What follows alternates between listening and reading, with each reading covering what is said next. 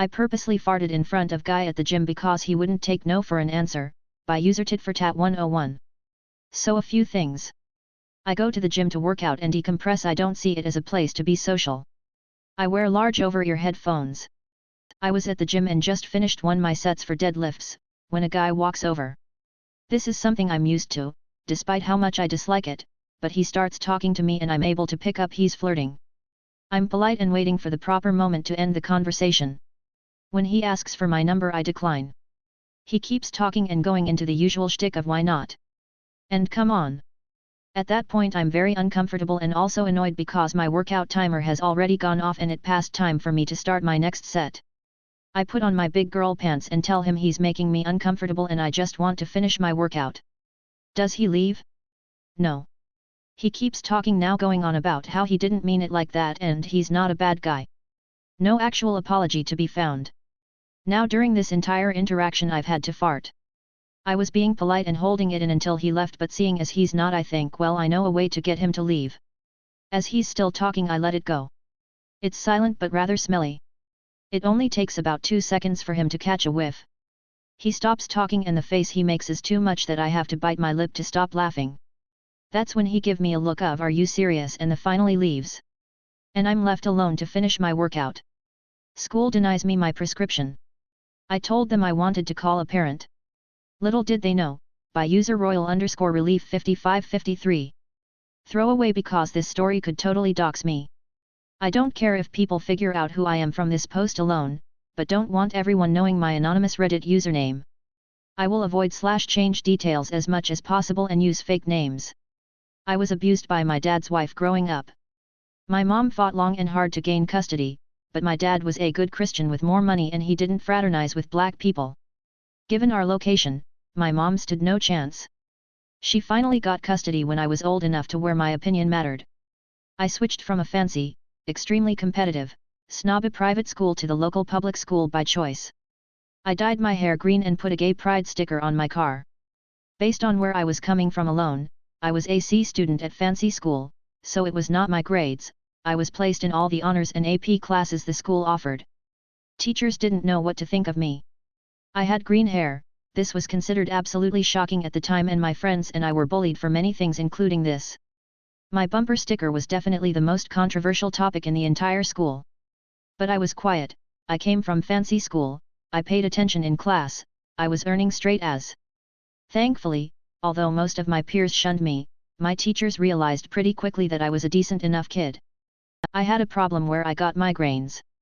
Finally got a prescription for them, non-narcotic, and took it straight to the nurse's office because the district had a zero-tolerance policy and being in possession of even Tylenol would get you expelled for drug possession.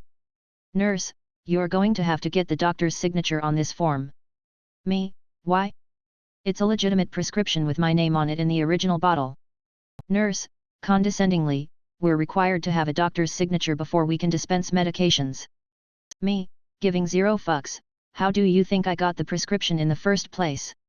Nurse decided to impress upon me the fact that I was powerless here, and that there was absolutely nothing I could do except comply. I left the office stressed because I didn't have access to my migraine medicine, and of course ended up stressing myself out into developing a migraine. Call me a Karen, but I felt entitled to go to the nurse's office and be dispensed my medication and so I politely requested it be given to me. The nurse obviously told me no, so I asked for the principal. Got the assistant principal, AP, who simply reiterated district policy. Then it occurred to me that it was within my power to get my medicine. Because I had a secret weapon. So I had to be sneaky. Me, I'd like to call one of my parents. This phone call wasn't intended for my dad, a financial consultant. It wasn't to my mom, who worked in sales and advertising. Of course I wasn't calling stepmonster. But my stepdad, on the other hand, just happened to be our region's most famous radio talk show host at the time. And he was on the air for another 2 hours. The AP brought me the phone book, those existed back then, and I looked up the radio station's number in the yellow pages without the AP figuring out which business I was calling. Called the radio station and got the front desk. Of course lots of people call them, ask for him, and get absolutely nowhere. But I knew they would interrupt his show and he'd take the call if I told them I was his daughter Royal. In all my life, I had never had a situation that warranted me calling him at work. I was hoping he'd take the call while on air, but he didn't want to air what was likely private business, so he put commercials on while I explained the situation. Then I suppressed a shit-eating grin while handing the phone to the AP to talk to my stepdad, Bill. I managed a poker face. The AP didn't realize he was talking to Bill Jones when he dismissed my concerns, and even suggested I should be denied my medication simply due to my pants, which I'd been wearing half the year without problem, but apparently were a uniform violation that day. AP basically explained that's just how it is and tough luck, and did not realize the shit he'd just stepped into. He hung up, dismissed me, and walked off looking pretty self-satisfied at winning his little power trip. I went to class feeling victorious. I hadn't won yet, but I'd played my cards and knew how it would turn out. Stepdad got back on air and immediately changed the topic of discussion to the ridiculousness of the district's medication policy. The phone lines lit up. Turns out lots of people wanted to air their complaints. I was sitting in class, migraine kicking in. But I was feeling satisfied that their lack of respect for me, and all other more powerless students, was hitting the fan. I timed it. 45 minutes after I was arrogantly denied my legally prescribed medication that I needed, the AP came into the classroom I was in, knelt down beside my desk, and whispered, "Hey! You want to come take your medication?" Fallout, even more fun, because the school wanted desperately to expel me. But while I 100% can be a troublemaker when I want to be, evidence, this post, I never did anything for which I could have defensibly been disciplined. They had nothing on me. I knew it. They knew I knew it. And they knew they couldn't get away with making shit up because Bill Jones. All my friends were seniors, and the school admins didn't realize until the last day of school that I was a junior. I could see the panic in AP's eyes. "AP, you can take one summer course in English and you'll be able to graduate early." Me, absolutely not. I haven't submitted any college applications, and most of the competitive schools I'll be applying to require more than the basic minimum to graduate. I'll be here for another year. "AP, would you like to take your high school classes at the community college instead? You'll get high school and college credit." This was a barely heard of program at the time, but they wanted to get rid of me so badly, I got to rack up a year's worth of college general education credits during my senior year. They tried to fuck me over, so I fucked back, and since they couldn't punish me, they rewarded me just to get me to go away. I left a dirt stain on man's white Nikes because he wouldn't move his feet on a flight, by user no pomegranate 4794. I was flying home from a work trip on AA. Now on this flight a man sitting sat next to me. He wasn't super tall, about average in height. He needed to go to the bathroom, so I got up, let him out, and got up again to let him in. As I sat back down, my leg hit his. I looked down to see his leg about halfway into my aisle, leaving me with about 1/3 of the space I had. I'm thinking he's going to move, and he's got plenty of space because he doesn't have a bag under his seat, but he keeps it there. I'm sitting side saddle in my seat at this point. I look at him, then at his leg, then back at him. He blatantly stares at me, then pulls out his phone and just starts playing on it. So what I do is lift my foot and place it over his foot, setting the dirty sole of my Converses on what looks like new white Nikes, fabric ones too, not leather. He immediately whips his head up at me, and I, following his example, pulled out my tablet and started reading. He pulls his foot away and had a nasty attitude the whole plane ride. Beaut, I got my space back. I planted bamboo all around my apartment building because my landlord sucks, by user LD17. I'm playing the long game on this one. So I live in a really cheap 1-bedroom apartment with my daughter, who is now 8. We moved in 4.5 years ago. My landlord promised me the 2-bedroom at a very reasonable rent price.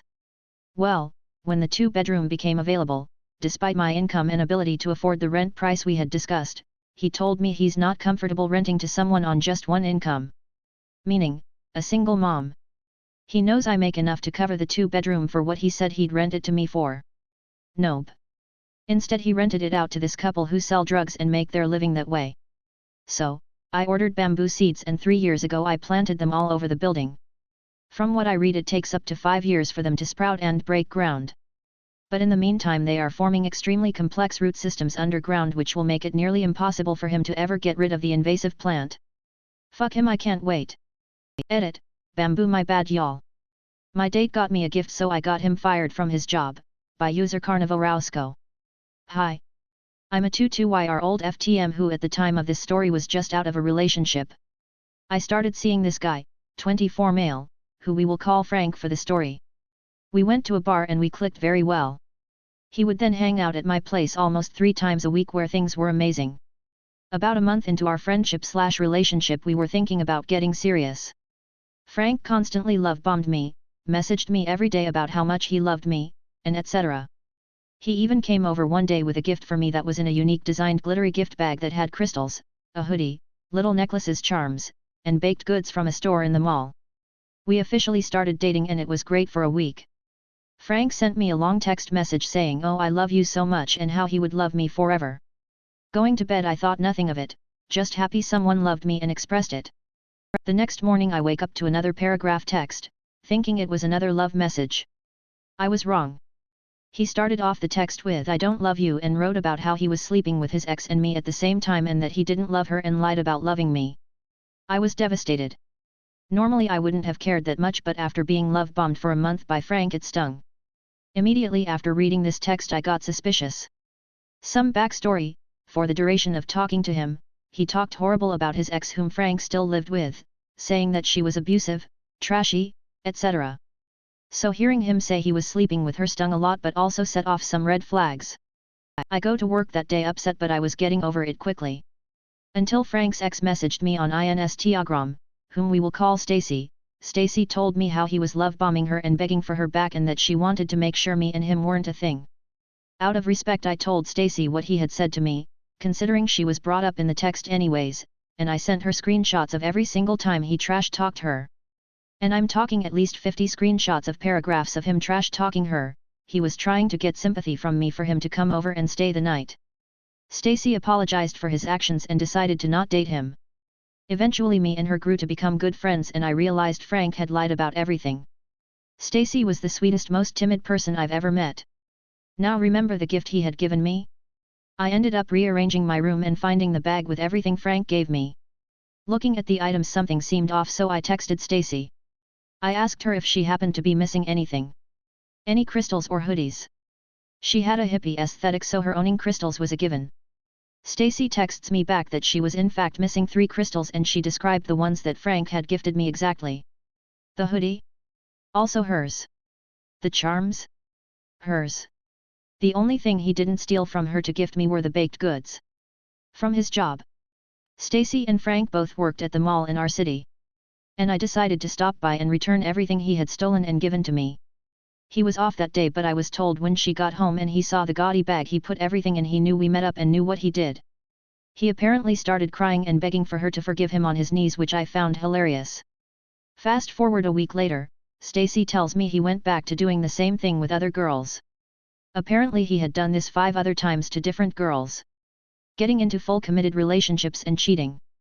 Angry, I remembered something Frank had told me about how he would steal baked goods to bring home and that if his boss found out he'd be pissed. So I naturally called the store he worked at, told him everything he was doing at work, along with his cheating and 2-timing, and all other secrets he told me about what her do at work that could get him fired. Since then I never see him at the bakery, and when I ask about him they pretend he never existed. Even my new best friend Stacy said he moved out since he couldn't afford rent. So where he is now is a mystery. Update. Hi everyone. Thanks for the comments. I didn't think this would get people's attention. I wanted to answer some questions as I've realized commenting on every comment isn't super productive or good for my health. Where is he now? Last I heard he was moving back in with his mom. So anyone concerned with me ruining his life, he's fine. Even if he decided to not move in with his parents, I'm sure he would have used pity points to move into another girl's house. I was more focused on him no longer mooching off Stacy. As he wasn't contributing, using her car, and especially using said car to drive his multiple dates around to bars. Are you and Stacy going to get together? I laughed reading a few of your joke comments about us getting together. Honestly, I don't see it happening. She's sweet and definitely my type, but we don't communicate often anymore. We have been trying to find time to go on hangout dates though. Is this a true story? Yes. 100%. It is written sloppily as I'm not that great at laying down things in a good timeline. But I did my best. But essentially it was me matching with him, hanging out for 2 to 3 weeks, us dating for a week officially, and then the out of nowhere text. I will say, he did text me this message after we slept together for the first time a day previous. So I think he just did all that for someone to sleep with before moving on to the next person. And someone asked if Stacy didn't just see the gifts beforehand and then texted me through his phone. Hard to explain, but she didn't do all that. He had a stealing tendency and I would honestly rather believe Stacy than Frank any day. And finally, why was him living with his ex not a red flag? It never came off as a red flag to me because I understand not being able to live on my own due to finances. She now has a new roommate, but he had insisted over and over that he was trying to move out. Most people I know are in a situation where if they broke up with their partners they wouldn't be able to leave the shared living space easily without months of saving up. I acknowledged his claims to be trying to move. But I never thought he would be sleeping with the person he was accusing of harassing him while we were together.